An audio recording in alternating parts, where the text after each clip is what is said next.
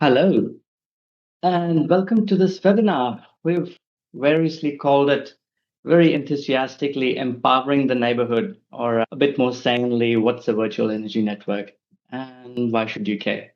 So, first of all, I would like to thank you all for joining us this evening. It's a lovely winter evening. I'm really glad to see you all here. Hope you're all warm. So, we're coming off a really hectic week of activity, collecting expressions of interest. So, this is a study conducting groundbreaking research to revolutionize how Australians share and benefit from renewable energy.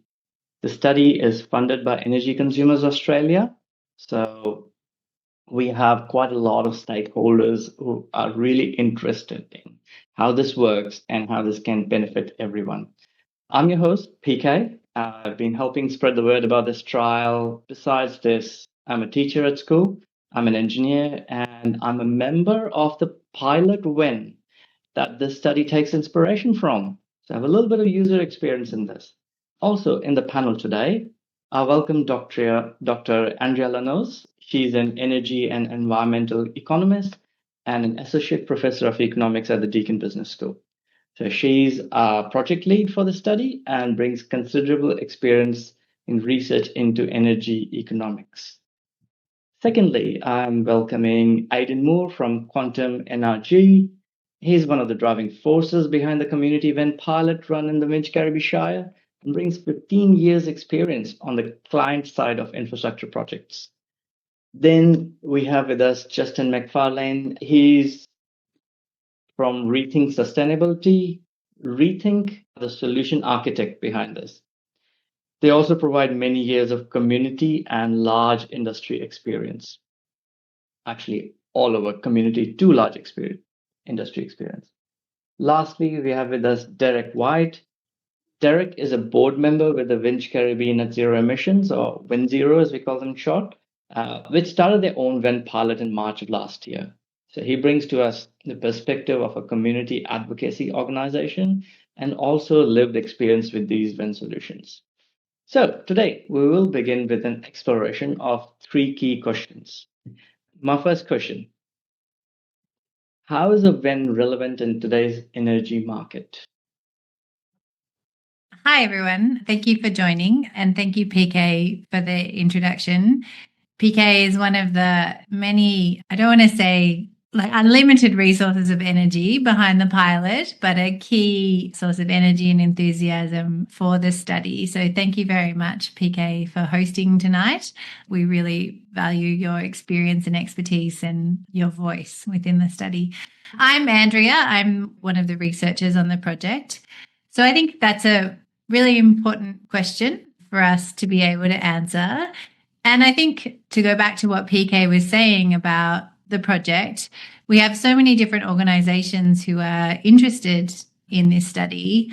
And that, I think, goes to show just how relevant the WEN is in today's energy market. So this project is a collaboration with WinZero, a community group in New South Wales. And you'll hear from Derek very shortly. The researchers at Deakin University and UQ, we have energy market experts in Justin McFarland from Rethink and Aidan Moore from QuantumNRG. And we're funded by Energy Consumers Australia, so an advocacy organisation for consumers in this market. So back to PK's questions. How relevant is the WEN in today's energy market? I'm an economist. I study markets all the time. And I think part of what makes the energy market so interesting and so challenging is how quickly things are changing and how slowly the market is to catch up with those changes. So we have the largest penetration of rooftop solar in the world, but we have an energy market that's not using that resource very effectively, could be using it much more effectively. And the virtual energy network, by providing opportunities for all sorts of consumers to interact and engage with the energy transition, is really filling a hole or a gap to utilize resources like rooftop solar more effectively and to also make access to those resources more equitable. Thank you, Andrea. That was actually a very detailed answer. Anyone else? Maybe I can talk about a couple of case studies. Thank you, Aidan. Summarise them.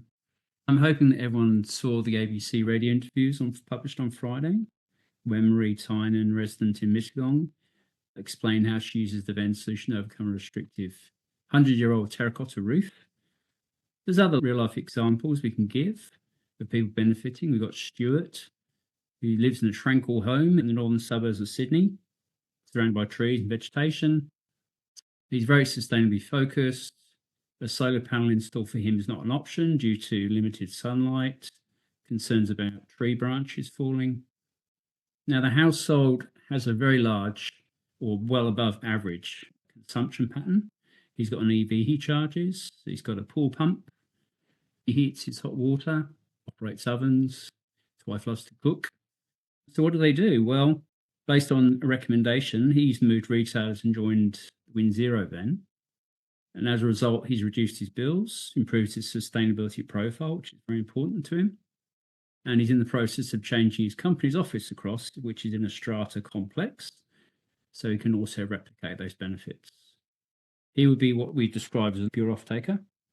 And then we've got Greg, who rents a shop in a complex in the south coast of New South Wales, where he operates his cafe.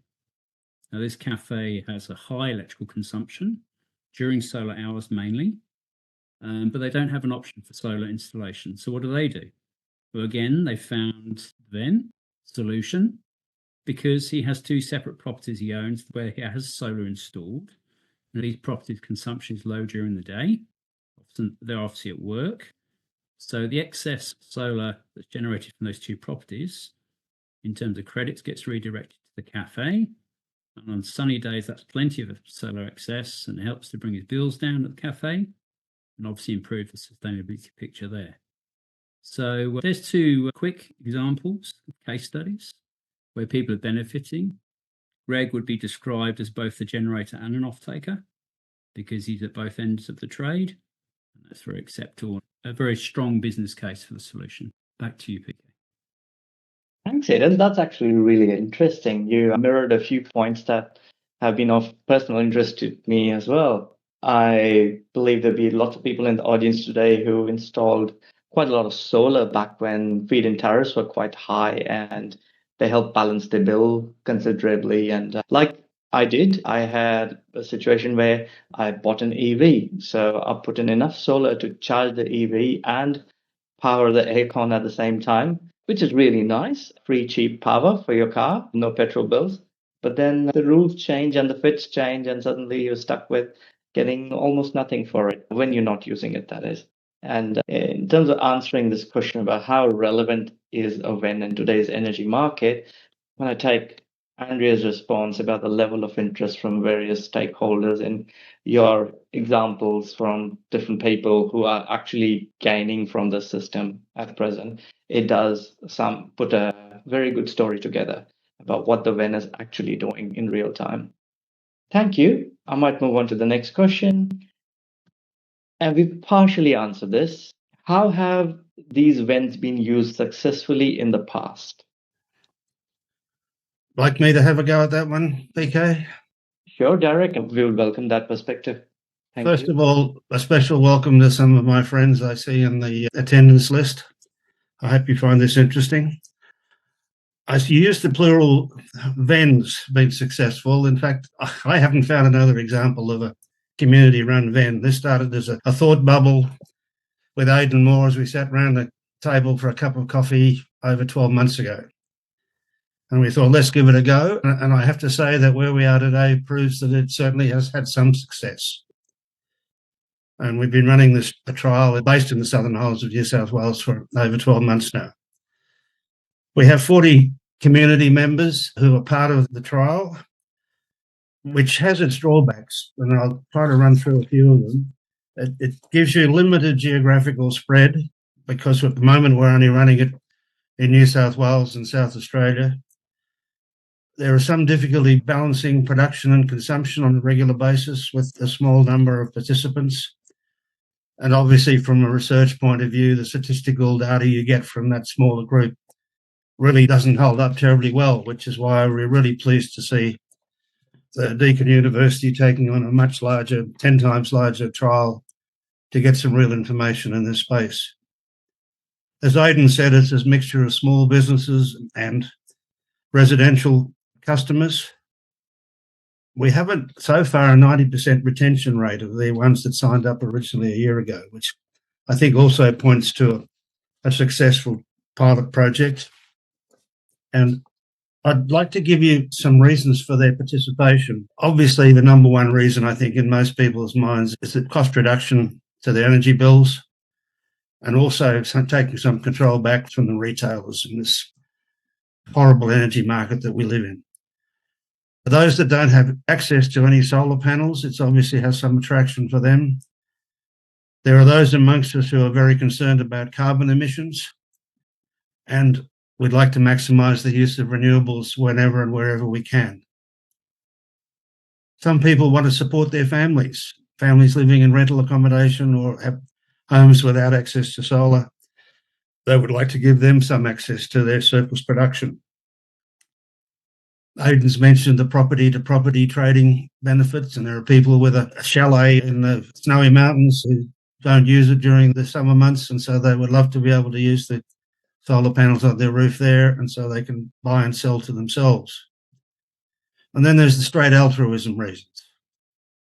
The donation you can make to the needy by giving them access to cheaper power, or just trying something new in the hope that it will actually come up with something that is a benefit to others. So I think there are a lot of reasons. Aidan keeps reminding me it's not just about the dollar. There are a lot of reasons why people should at least try the VEN and see if it's for them. Now, we do provide volunteer coordination and oversight for the 40 people that we do, and it's been a learning process for us all. I see Neil Warner and Miles Lockhead here on the call as well, and with Aidan, we've formed a little management group here that tries as best we can to deal with all the issues that arise from the participants. And that's obviously been a great help when it comes to the larger VEN, because we've actually not only made changes in the way we do things, but we've also had the energy locals provider and Inosi change things in the way they do it so that it all works better. And so the final thing is that we are providing outcomes and updates to the Deakin's successful grant submission from ECA, and we wish them the best of luck over the next 6 to 9 months in making all this happen. Thank you very much for the time. Thank you, Derek. That was actually a very interesting response. Especially, I really love that bit about being able to help others. This is a thing I saw on many energy efficiency forums, people wanting to electrify, but they're held back by the fact that they don't own their homes, they're in rentals or other considerations, and where they should be able to cut down the energy costs a lot, especially for people who do need that bill relief. They're not able to access it because there hasn't been anything out there really that reliably helps people control their bills without signing up to some highly speculative offers on the market. So this is a really nice solution.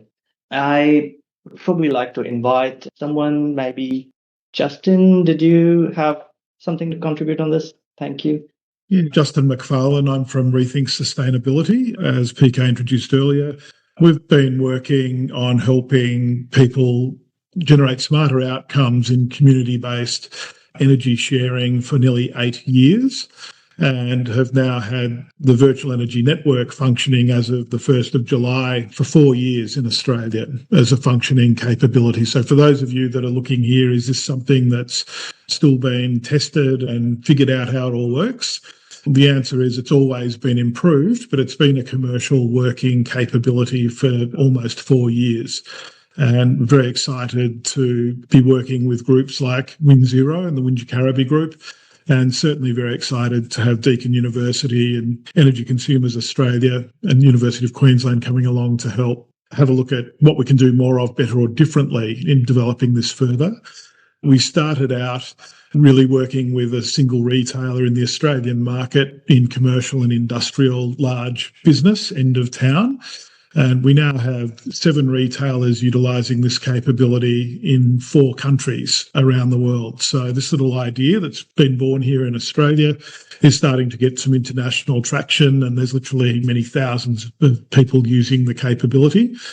And very, very excited to see how the capability can improve through insights and impacts that we're having and see how assets that are out in the market can be hyper-utilised to generate better outcomes, and the ability to help share excess energy or dispatchable stored energy that people might have in the small to medium enterprise or small business space and residential homes is a significant opportunity to create benefit for market participants and to provide stability and balance and other things from a network perspective. And there's some of the things that the study is being very carefully and in a very considered way designed to look at what can be done more of, better or differently. And very, very excited to be a part of it and to be here to help people and other community groups that might come together in exploring what the benefits could be for all of us as market participants. Thanks, PK. I wasn't aware that this was an Australian invention. We are very inventive. We've invented solar panels. Now we're inventing ways to share that solar energy with people without installing solar panels. Very heartening. I'll try to get the last question out, which is, what future opportunities and learning is this particular study trying to explore, especially in context of there are solutions out there. We have the Wingecarribee vent pilot already out there, and Derek has very kindly explained quite a lot about the limitations of that. So we know there are some advantages into running this bigger study. But where are we going with this? What do we get out of this? So I think there are a number of things that we could try and study. And certainly we're very interested in understanding what the benefits of a virtual energy network are for people who have rooftop solar and have excess energy, and people who don't but want to buy it. But beyond that, we're also interested in what we can learn that might inform the future of the energy transition. So how should we be thinking about the electricity market and the rules of that electricity market when we're already in this new world of having new technologies like rooftop solar and batteries, but the design, the rules, the regulations of our energy market haven't really caught up yet. And I think the virtual energy network, by focusing on a particular problem, which is, a bunch of people who have energy that they want to sell, a group of people who want to buy it at the same time, how does this solution reveal to us information about how we could redesign the market? So in particular, as I said before, we have a lot of rooftop solar in Australia. In some parts of Australia, that means we have heaps of energy available at particular times of day, but we have consumers who could be benefiting from that and who are not currently benefiting. And that's got to do with some technology. So, for example, metering, but in most cases, it's not a technology question. It's actually a question about market design. And so the virtual energy network is a way in which we can understand, if we were to change some of the rules of the electricity market, what might the benefits of that be? Are there ways of better utilising existing assets and infrastructure that we would be able to harness by thinking again about how we should redesign the electricity market? So I think that's the big picture for me, the big picture about what is so exciting about this particular technology. Mm-hmm. Thanks, Andrea. If I had anything to add to that, I'll say that on cold, dreary days like this, when I'm consuming power, even with all that large solar on my roof, there are sometimes shortfalls. Previously, I had absolutely no choice but to buy whatever the retailer, the network sends me. Participating in an event like this, I have increased my chances of consuming green power. If it's available from somewhere, I'm consuming it. I feel much better. Those are my personal thoughts. Now, I have a couple of questions here. Greg has asked a two-part question. His first question is, PK, how can you trade battery power in the VEN? And he followed that up with, what charges are added to each traded kilowatt hours? He's asked the third part. So do we pay grid charges, was not used? How much do we pay for partial use of the DNSP network? How much do we pay for the cost of retailing? So it's a multi-part question. It's a deeper question, I admit. Could I lean on you, Justin? Yes, thank you. Yeah, happy to help. I might need a bit of a prompt on remembering some of the steps in the question, but yes, you can trade a battery through the virtual energy network. And it's important to note that we're not actually trading in this context in the wholesale market. We're actually participating in financial arbitrage based on energy contract pricing. So we're not affected by directly in a virtual energy network environment by wholesale market circumstance. We're arbitraging what our contract rates are and enabling people to put energy into the market, whether that's real time from solar or whether that's, we have people with wind and waste to energy turbines, all different types of capabilities can be used, but solar is obviously very common in Australia. And batteries certainly can be dispatched on demand to participate in energy sharing capabilities should you have excess energy in your battery that you don't need to use at the site in which that energy is located or the battery is located overnight or in non-solar generating periods. And so the answer to that is yes. Pico, might just need you to prompt the... I believe the second part of the question revolved more around how much do we pay for the poles and wires? Because they're still part of the solution. We're not completely getting away from, paying the retailer something. So what's that? Yeah, and this is an important part about the third question that Andrea responded to previously. Currently, within the virtual energy network environment, we are able to share the cost of the usage raw kilowatt hour energy component of the bill. So in most of our homes and small businesses, we have what we call a bundled bill, where all of the consumer costs are bundled up into a single rate. In actual fact, if that was unbundled, we'd see that some of the costs are the raw kilowatt hour usage component and other costs are for the transmission and distribution costs, environmental costs and other regulatory and government charges, etc. So we still pay, when we're sharing energy through the virtual energy network, the effective carriage cost of all of the market participation charges, but we're able to work with the raw kilowatt hour energy rate. And in many residential property circumstances, that can be approaching up to 50% of what the total bundled rate might be. And depending on where you live, depending on what your network charges are in different parts of the grid, the network component can vary substantially. So I live in an apartment building in Melbourne, in Victoria. I don't have solar, so I'm participating in the virtual energy network as an off-taker only, which is really important that people can understand. Don't have to be just a generator to play in this opportunity. But I still have to pay for energy that my family or friends allow me to bring into my home in my apartment in Southbank. I'm still paying the cost for the poles and wires.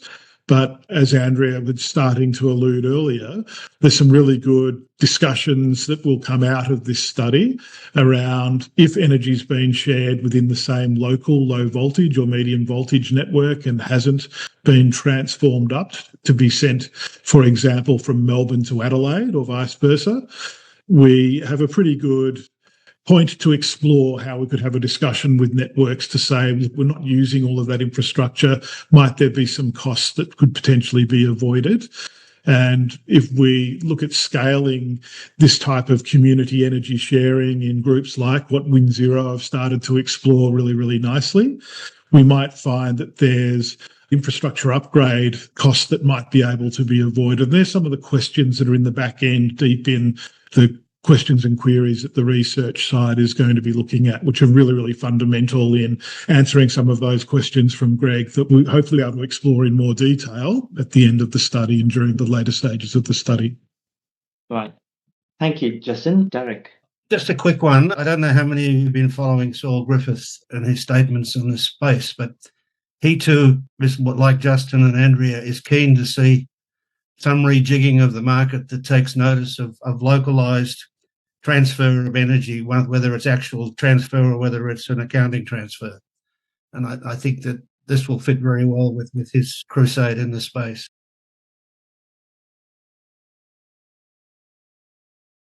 So it's interesting, isn't it? Because a lot of our clients, small business clients, come to us and they say, well, if I tick that box on my energy plan that says green energy, it usually attracts a premium on their plan. in terms of cost and charges. And I think the basis for this question was around charges as well as batteries. But here goes. So in the Venn, it's reversed. The logic's reversed. It's actually incentivizing you to use other people's solar, and then you attract a discount. So it's just an interesting nuance there, but I thought it was important to highlight it. Yeah, no, definitely. Thank you, Aidan. In fact, if I had to provide a user's perspective, I remember last year when I was setting up my Venn trades, and I must admit, I haven't touched them for quite a long time because unlike active energy trading, the Venn is a bit of a set and forget thing. You don't have to keep doing things all the time. I remember there was an option to set time tiered export rates where I could charge different amounts per kilowatt hour export at different times of the day.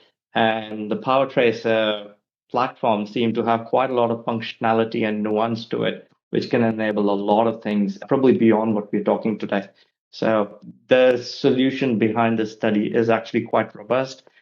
Like Justin was alluding to, yes, this is a trial, but this is not a trial based on immature technology. It's market ready. It has been market ready for quite some time. So there are many positives to this. Topaz Mountain has asked, is the grid transmission fee a function of distance? That is, do offtake customers close to a generator pay lower grid fees than those who might be further away? There's a question from David Prince. He asks, in future, would you prefer to see A, more localized trading of this nature, or B, reform of the wholesale market design? Is a simpler, more community-friendly solution? I think both of them are sort of answering a similar question from different ends of it. So I'd like to put it to the panel. Just say, I think, PK, that these are some of the really important questions that this study will hopefully draw out from people actually doing something a little bit different to what they're doing today.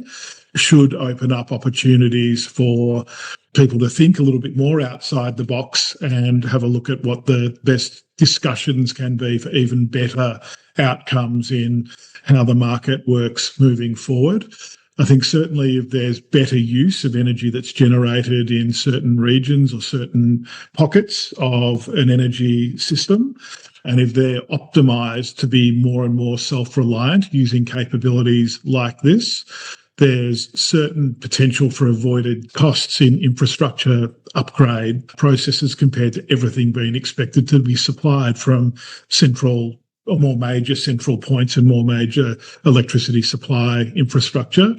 The electricity market's an incredibly complex space, and we're not trying to be the be-all, end-all. We're trying to find some points to start some really interesting discussion and debate around what can be done better. And I think these types of questions are exactly what we want to explore and process through, or in parallel with actually seeing what effects we're currently achieving in where we've started at the moment. But yes, where else could this go? Some really, really good questions. Mm-hmm. I recall, I think it was Andrea saying that, or might have been in an earlier discussion, that there is some value in studying how when you incentivize people to use this solar energy, especially in a local area network behind a transformer, it helps reduce the amount of energy that flows backwards through the transformer. And if one day we get to have a say on the energy markets and influence its development and the way it treats customers, perhaps we can get better solutions for everyone. On that question, there's a few questions. Please describe the process from generation to customer. I could start off. Customer in terms of how does the process work? I mean, obviously electrons don't move from one site to another. Yes. So effectively it's a billing process really. The retailer, you have to be with the same retailer, obviously, using the same plan. And the ENOSI software, which is the Power Tracer software, has the ability to pick up data from your smart meter at both ends, do the matching, and then it obviously informs the accounting systems for the retailer. I hope that answers the question. Just to add to that, Aidan, the market participants, so people utilising the Venn capability, get to choose who they would like to share their energy with. It's not being determined or dictated or imposed upon a market participant. So PK could choose to share some energy with Andrea, and PK and Andrea can actually agree the price. So obviously, as we discussed before, we're still paying for the usage of the market participation costs and the poles and wires, etc. But Andrea and PK could actually agree how they might share the raw energy component, and they might choose to go 50-50. And in New South Wales at the moment, that might mean that PK's effectively making a 6 cent feed-in tariff, and Andrea could be receiving a 6 cent credit for every kilowatt that's shared between those 2 points. However, PK might not like me as much as he likes Andrea, and he might want to sell the energy to me at 8 cents. And that would mean if we had a 12 cent raw energy rate, PK would make 8 cents for every kilowatt he shares with me, and I would save 4 cents. And so the 2 individual participants in every single trade get to choose how they would like to do that, should they wish to. And there's certainly no clipping the ticket on the energy rates. This has all been designed that the consumer gets the full value. There's no cost or margin for the retailer or for any of the people helping pull this solution together in being a rent seeker on the energy rate. The energy rates have been passed through at the raw wholesale basis, and I don't want to get people confused with wholesale energy markets, but at the actual raw contract rates and what people get to play with, and they get the full value of that. It's not been by other providers of the capability. No, thank you, Justin. If I could just add that, as you said earlier, PK, it is a very flexible solution in that you can set and forget, and you're not sitting at your computer making trades on a daily basis. You set, in fact, what are trade rules, and then you go about your daily business, and those trades are enacted on your behalf. So every day you could wake up and start new trades, but it's not necessary to do that. You just go about your daily business as you normally do. Your electricity is provided to you as it normally is. But as for example, an off-taker, which means that I'm a participant who doesn't have solar and I'm buying from somebody else, I'm just getting slightly cheaper energy during the middle of the day, or potentially very cheap energy during the middle of the day, depending on the prices I'm buying it for. And so, I might try and use more energy during the middle of the day, but I'm not sitting at a computer making buy and sell offers on a real-time basis. Yes, absolutely. Look, this study really is to explore these questions and answer them better. We don't have perfect answers for everything. We have some limited answers from the WinZero Wen, which has been very informative, but we do need to explore this a lot more, which is why we're doing this. I might just share my screen, quickly show what my current balance of energy imports and exports looks like for my own property. It's a bit personal, so I haven't really thought about it too hard, but hopefully it helps people. Being a solar exporter, most of my energy is exported out. A lot of it is exported out to other people on the WinZero Wen. Some also goes out without setting up trades to the community at large, and a little bit is taken up by the retailer themselves. Having a lot of solar, I don't tend to import a lot from the Wen, but at times I am able to. But then the retailer backs it up with their own rates for the rest of it, which is the good thing of it. That thing we talked about, set and forget. You set as much as you can, you involve yourself as much as you can, and you ride that. The more involved you get, the more you're going to fine tune this. And it does get better, but it doesn't have to be. You don't have to be totally involved in it all the time. You can benefit a lot from it without being finely involved with it. Hopefully that little screenshot was helpful. I thought it might just answer a few questions without having to talk to it in too much detail. Just for the community trades, just to help answer Chris's question a little bit further, we have a system whereby if you have excess energy you would like to export or dispatch, you can put that back into the market. And the hierarchy is, if you have somebody you have chosen to share the energy with, or a number of people you've dedicated a peer-to-peer trade with, that takes first priority. And again, you as the generator and an off-taker agree the rate that you're going to share that energy at. The second tier, or the second priority, is sort of a catch-all. As PK said, he still has some excess energy after his peer-to-peer virtual energy network trades. So all of the excess energy that PK might have generated that hasn't been matched in peer-to-peer trades falls into a state-based community bucket. And that community bucket is available to everybody in a virtual energy network enabled retail contract with energy locals to participate in taking energy back out from. And that means that people that don't even have solar or know anybody that has solar can still participate in the virtual energy network process by tapping into those community trades and benefiting from energy that would be supplied at a rate that's less than what the retail contract price for that energy would have been if it had just been supplied through the retailer. Mm-hmm. No, definitely. I'll ask Joe's question first. Can you explain the business model for the retailer who is helping execute this, please? If you don't mind me, I'll try and shortly answer that. So, Energy Locals is a retailer I had been with for many years, even before joining the VEN.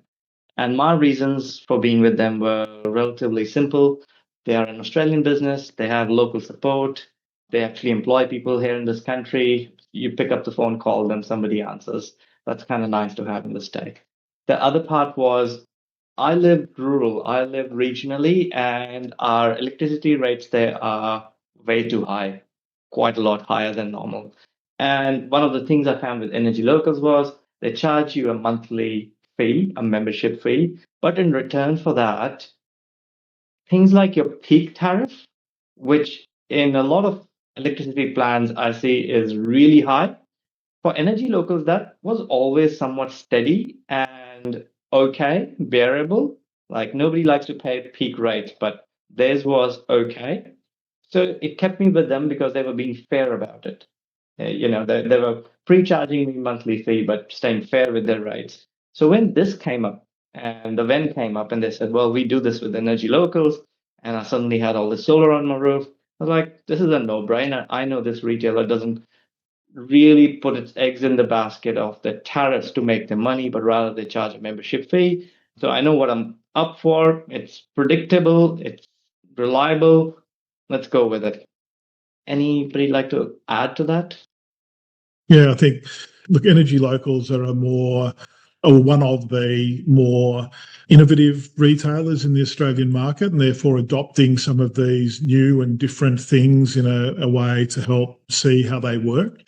What we've learned from now having many, many, many thousands of people come and join these virtual energy network groups in Australia and overseas is the retailers are actually getting some pretty sticky customers. So some of the things that I believe will be highlighted through this study and through use of the VEN is there's a lot less churn for retailers in this part of the market than what they might be typically exposed to.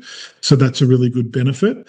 Yes, they are giving up or sharing some of their margin that they would normally be profiting from to enable things like the virtual energy network to be facilitated within their retail contracts. But there are benefits back to the retailers other than just clipping the ticket on every kilowatt of energy that's moved through from a generation site to an off-taking site, especially in this circumstance where the generated energy hasn't been acquired by them, and they're enabling that energy to be shared with other participants, certainly through their retail book, which is terrific.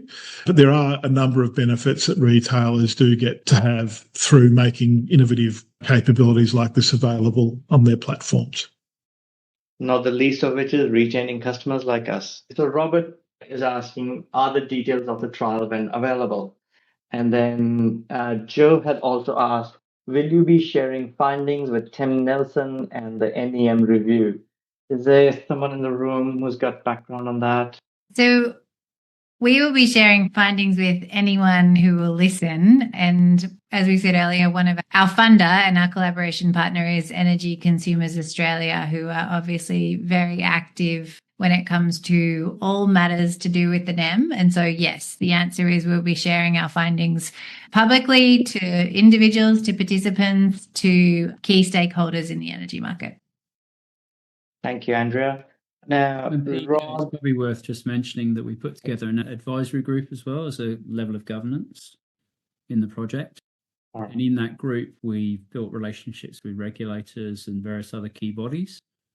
So they're aware of this study and they're aware of what we're trying to deliver. It's on their roadmap. Thank you, Aidan. Rod's got a question which I could briefly answer. Does the monthly participation fee apply to both generators and off-takers? Yes, Rod, Energy Locals is a little bit different. I don't think they're the only one doing this, but what they do is they charge you a monthly fee, and what they claim, and this is not an advert for Energy Locals, what they claim is that by charging a monthly fee, they make the money to run their business off those monthly fees. And as a result of that, they're able to keep their consumption tariffs non-speculative, relatively, and pass on as much benefit of the wholesale market to the customer as they can. So yes, in brief, whether you're a generator or an off-taker, once you sign up to an Energy Locals plan, you do pay a monthly fee to be on that plan. Hopefully I've answered that sufficiently, Rod. Okay, just on that, to extrapolate a little bit more, when people are going through the more formal registration phase to get started, there will be a step where you can actually compare the pricing by having a look at what the rates would be should you take that next step to come on board with the program. Should the rates not be attractive to somebody, you certainly do not need to proceed and would not need to be in.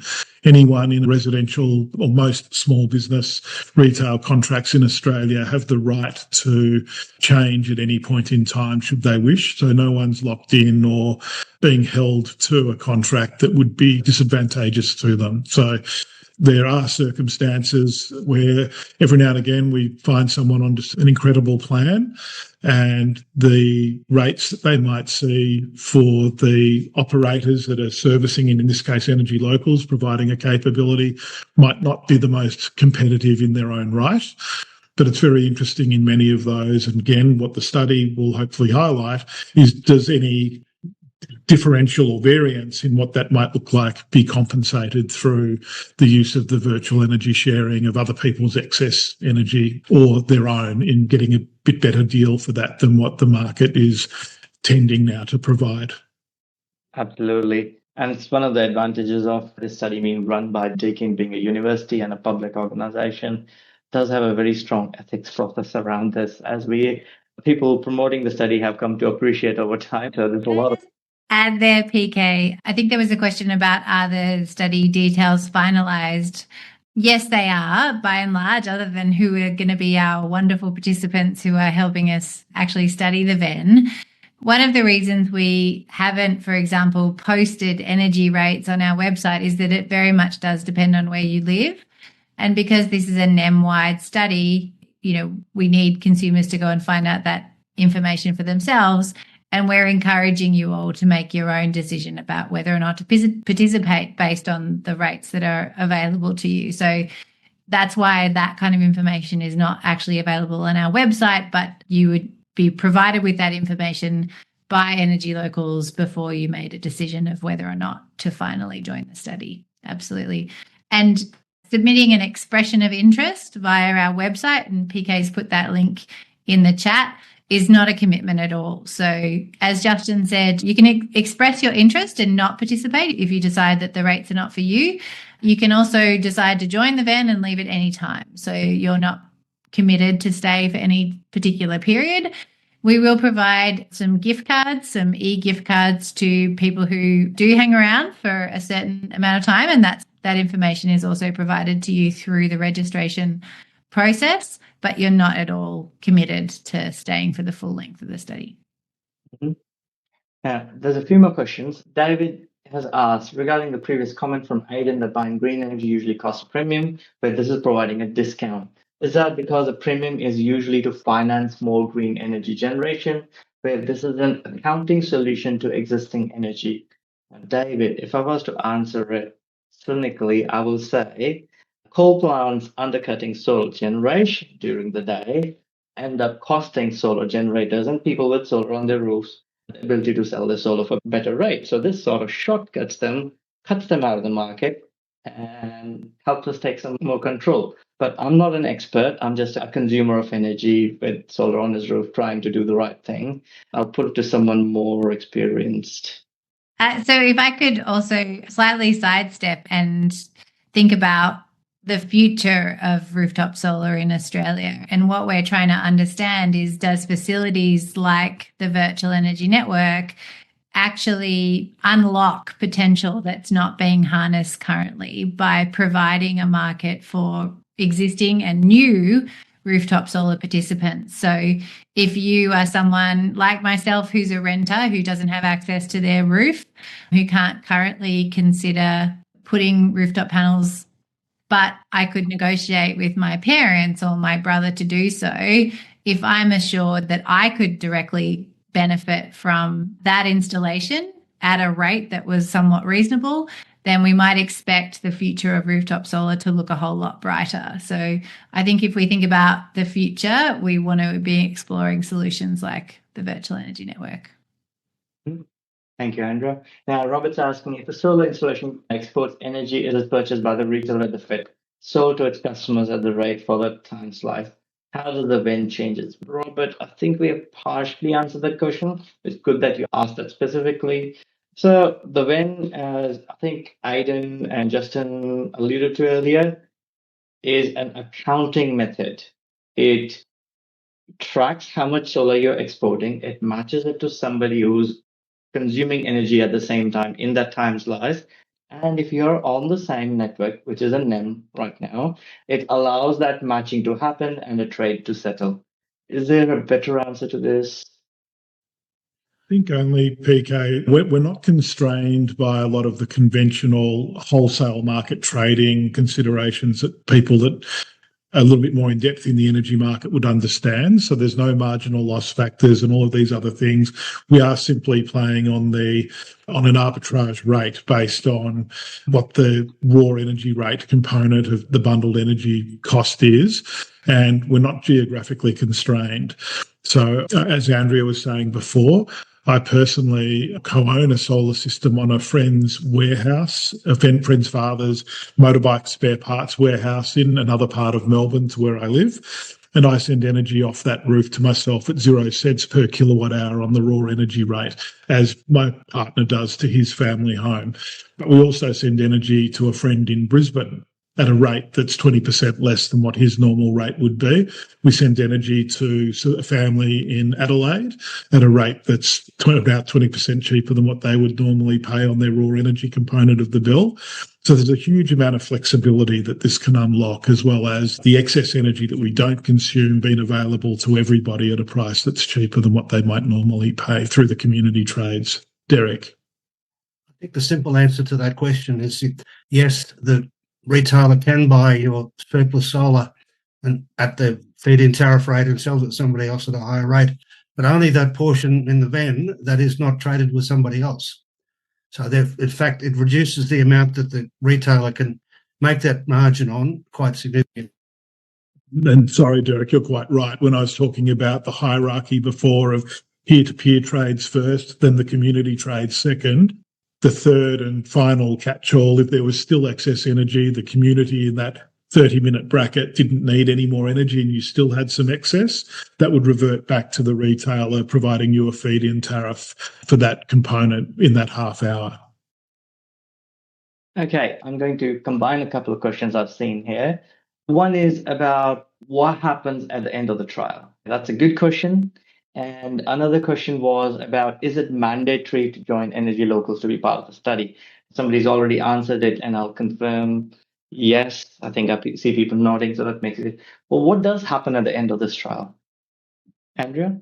Well, I mean, I can partially answer, and that is very much up to what the participants want to happen, as it is at any stage of the trial. So if people like the experience, if they want to maintain their trades in the virtual energy network and stay a customer of Energy Locals, they absolutely can do. If they choose it's not for them, then it's not for them and they can leave at any time. So it really depends on the participant themselves and the decision that they make. The virtual energy network, as Justin said, is much bigger than just this study. It already exists. There are already people trading and benefiting from it all over Australia and, in fact, the world. And you can continue to be a part of that if you want to, outside of the bounds of this short window that we have to study. But it's really up to you. Chris made a point. Can I effectively donate power to a family member by setting up 0-cent trades? Yes, you absolutely can. You can sell to your own business, you can sell to your own family, you could sell to a neighbor. It's a lot safer than running an extension cord over, that's not quite too kosher. So, yes, it does enable those smart solutions. There's a comment from Chris Flaxland. Living in Southern Highlands, I buy more than I feed in from April to September, then feed in more than I buy during warmer months. The heat pump effect. Shouldn't I aim for a deal with someone in a warmer climate who uses aircon cooling more than I do? I may not have any to spare to sell to Derek during the winter. Chris, I hear you. I very cleverly put lots of solar panels on the north side of my roof. So my house does not need that much air conditioning during summer. It's beautiful. It's a heat shield. I can imagine me being on a spacecraft doing that. And yes, I do happily send my solar off during summer, but I do need some excess energy during winter. And if we have people from Queensland join us, being on the NEM, it would be a great solution. I mean, we can only hope and wish people in Western Australia were with us, but we are a very large country. We're practically a continent, so we do have limitations. We certainly can play to that effect by, it's not our job we're making a capability for the study and for the community and for market participants available, but we're not outside of the study. We're not literally responsible for running around and joining people up. We're creating an opportunity for people to do that. And if you had a relative in Queensland who's on the NEM and can join up with an Energy Locals contract, yes, you can solution what you've suggested in getting their excess energy during those periods when you might not have as much, and being able to reciprocate that either with that particular trade point or person or family directly, or with somebody else somewhere else. And you can have as many of those set up as is of interest or beneficial or useful. Thank you. We do not have any more questions at this point. We managed to answer all our guest questions. I would like to really thank our panel here. They have taken time out of their days and, well, literally the nights to come and answer some questions. Really appreciate that. And I'd like to thank everybody who's come up and asked questions, learned more about this. Please register your interest. I keep sharing that link. It's the only one, I promise. There's not too many other places to go register that interest. Share it with your community, share it to friends, bring your off-takers or your generators with you if you'd like to join the study. That's one of the best ways of doing it. You already know who you want to share energy with, bring them with you. Yeah, and Andrew just shared the email address as well. Thank you very much for coming tonight. Hope to see you another day. And thank you very much, PK, for hosting. Thank you. Bye-bye.